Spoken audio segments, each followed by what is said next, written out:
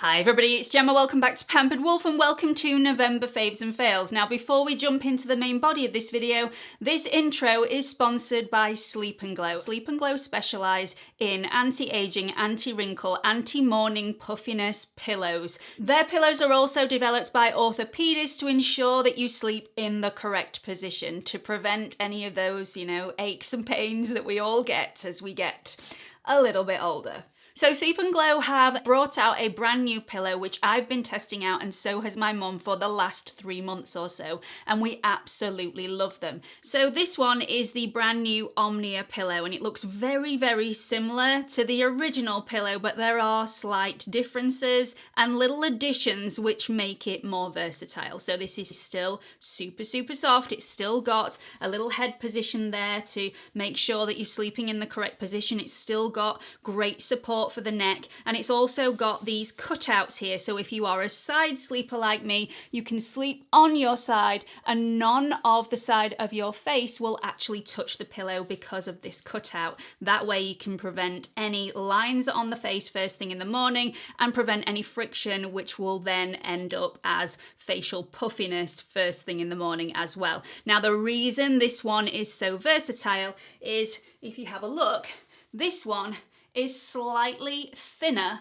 than the original version. So if you're like me and prefer to be closer to the mattress, this one is absolutely fantastic. If you're like my mum and like a chunkier pillow, Sleep & Glow have also thought of that as well. So they've included an insert that you can add underneath this pillow inside your pillowcase, which will actually increase the chunkiness. I absolutely loved my original Sleep & Glow pillow. I thought it was phenomenal. This pillow I prefer because it suits every single one of my needs, apart from the fact that it doesn't stop Wes from snoring at night.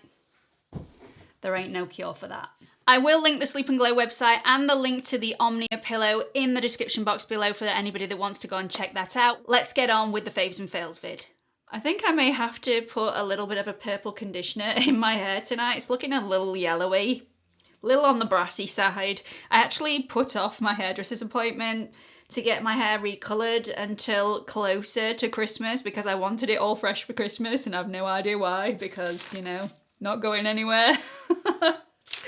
Anyway, let's get on with this Faves and Fails video. As per usual, this will have the same format: news, changes of opinion, fails, faves. So let's jump straight into the news. So this really isn't a biggie, it's not massively important, but I just wanted to let everybody know that over the Christmas period, I will probably be dropping my uploads from 3 videos a week to 2 videos a week, just to make it a little easier on myself so that I can spend a little bit more time with my family.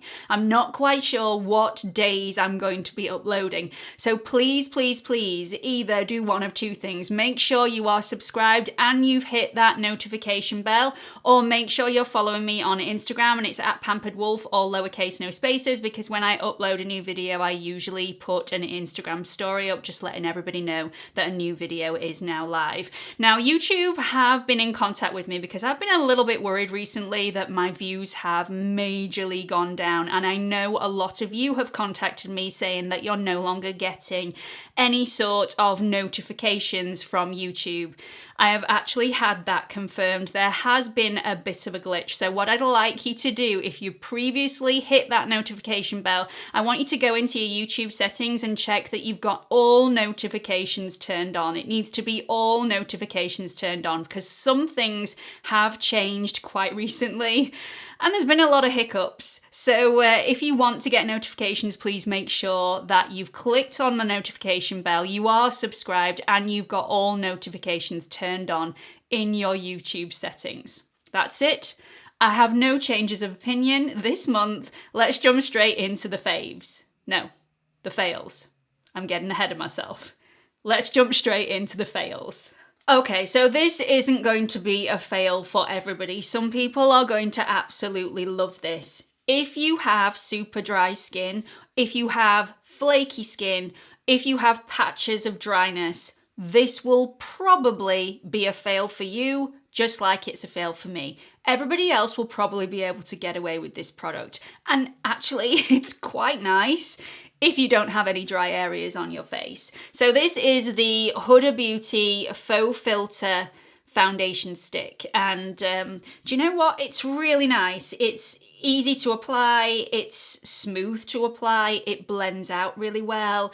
It's got really good coverage, it's waterproof, it's sweat proof, it's humidity proof, it's really long wearing, and it's fragrance free. Usually when I would see all that, I would think, what's not to like? You can also shear this out, so there are different levels of coverage that you can achieve. However, this sticks to every single little bit of dryness that I have on my face and made that dryness look 10 times worse. You could see the dryness from across the street. It looked that bad. And even though this has got coconut oil in, I didn't feel like this was hydrating or nourishing on my skin at all. In fact, by the end of the period that I was testing this out, I actually had dry patches where I didn't have dry patches before I started using this foundation. So as far as I'm concerned, this is quite a drying formula for me personally. I tried this every single which way with hydrating primers, with lots of moisturizer underneath it, with an oil underneath it.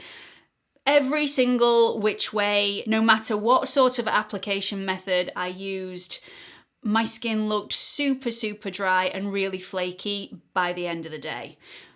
On day 4 of trying this, there was an area of my chin that actually looked like fish scales, and nobody aspires to look like a fish. I don't anyway. Let's jump into the favourites. We can do a little bit of a happy dance because I absolutely adore all of the products that I'm just about to talk about. Now I know I'm going to get comments in the comment section, what on earth have you got on your eyes today?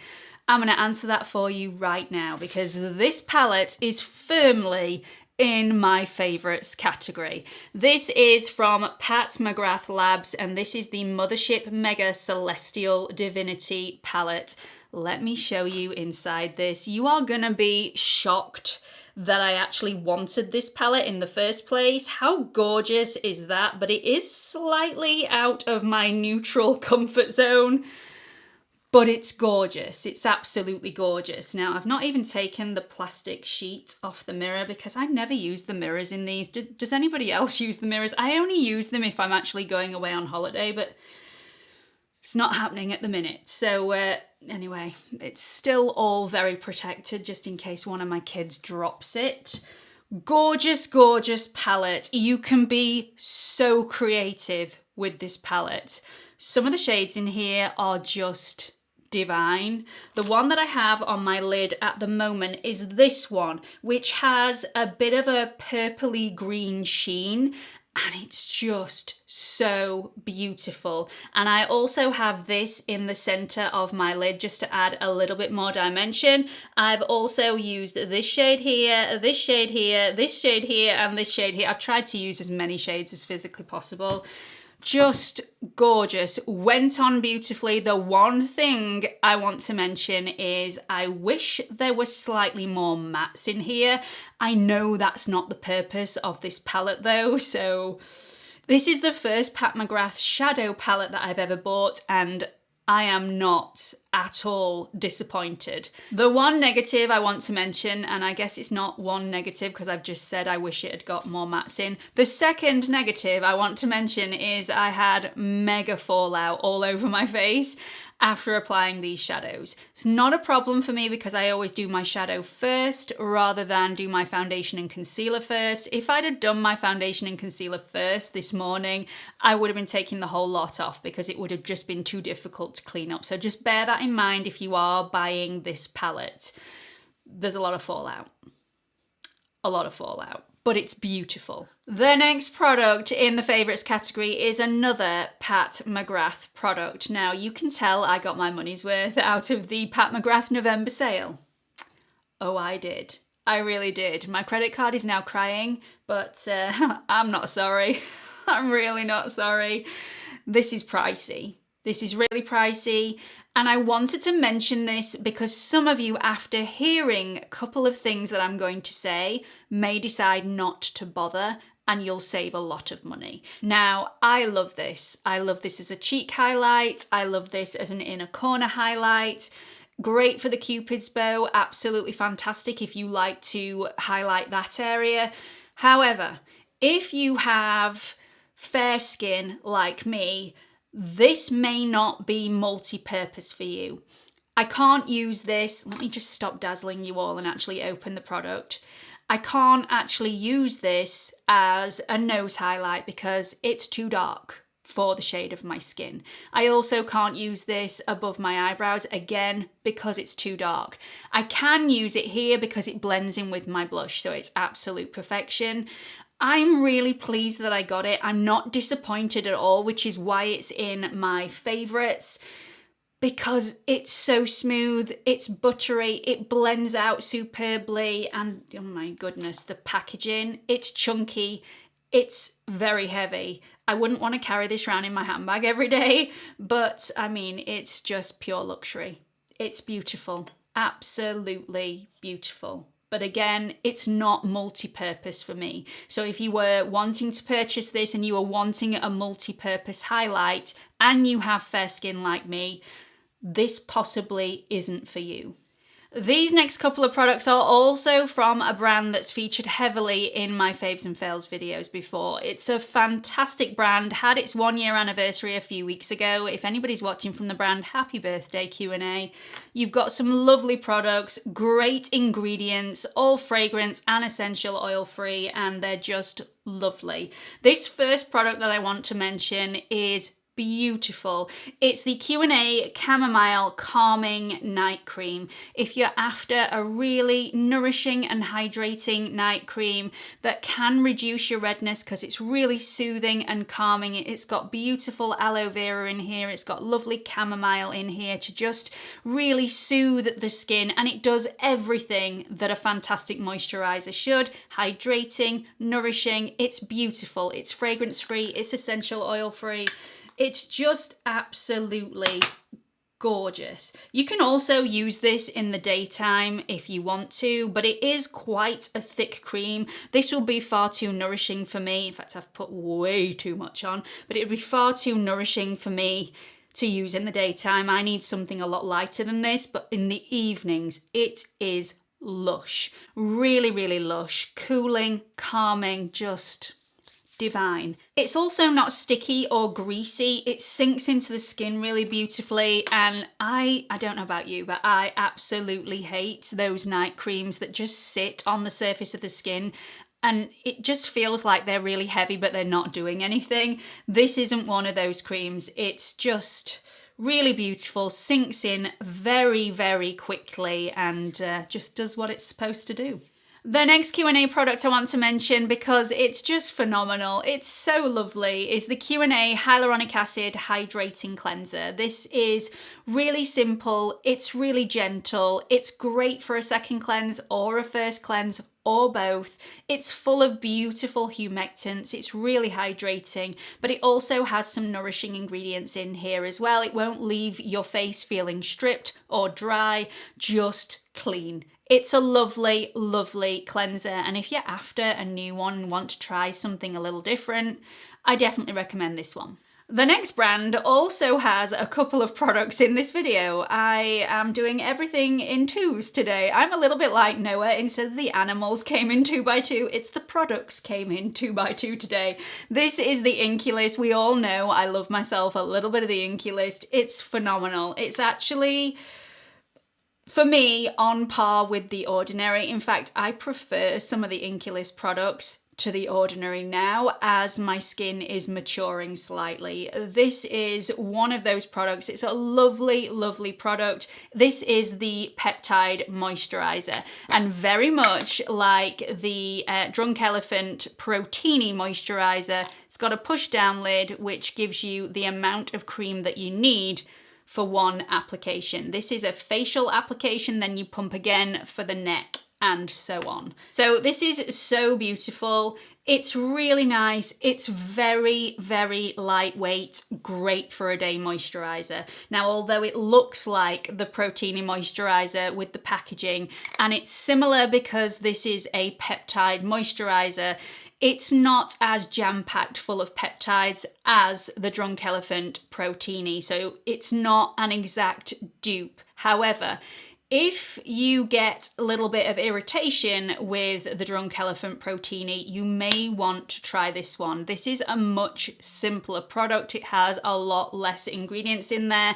And although it doesn't contain the copper peptides that are in Protini, it does have a lot of absolutely fantastic polypeptides that will be very beneficial for your skin. It is lightweight, it's great for a day moisturizer, and it's also great for a base for your foundation. I've used this today and my makeup just went on so smoothly. It's a lovely, lovely moisturizer. The last favourite in this November 2020 Faves and Fails vid is an eye cream.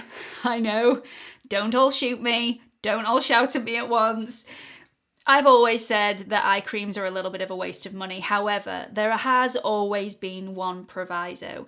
If the eye cream contains retinols or anything in a lower quantity than a facial moisturizer would actually have, so that it's actually catering for the delicate skin underneath the eye area, that is where I feel like eye creams can actually be really beneficial. Also, if you want to use an eye cream, use an eye cream. You know, I haven't created a law, it's not official, it's just, I just feel like facial moisturizers can also be used underneath the eye area and are far better value for money. That is my only issue with eye creams. You're paying a lot more and getting a lot less. So this one is actually really beneficial because a facial moisturizer with a retinol in will probably have a higher concentration of retinol in, and then you'd get a lot of irritation underneath the eye. This has been specially formulated for underneath the eye, so it has a lower strength of retinol in here. This is the INKEY List Retinol Eye Cream. Finally got round to telling you what I'm actually talking about. That was long, wasn't it? I am sorry. I'll do better next time. This is the Retinol Eye Cream from the INKEY List. It's absolutely fantastic. It's gentle enough for underneath the eye area. It's actually got a slow release retinol compound in here to reduce the risk of any irritation. If you are still worried about getting any irritation underneath the delicate eye area, then just add a little bit of your regular moisturizer underneath the eye to act as a barrier to slow this down even further, and then you'll get little or no irritation underneath the eye. So this is really hydrating, it's really nourishing.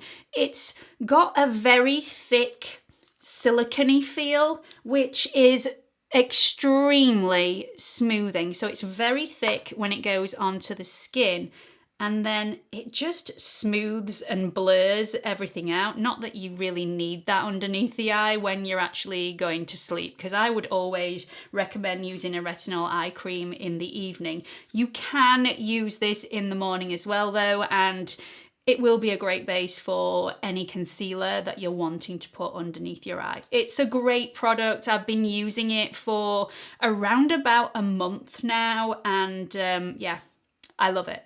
So that's it for the November Faves and Fails video. I really hope you found it helpful. I am getting quite excited because we are stepping further and further towards 2021. I don't know about you, but I cannot wait to kiss 2020 goodbye and actually get out into the world at some point in the very near future. Hope you've enjoyed this video. I hope to see you all in the next one. Bye everyone.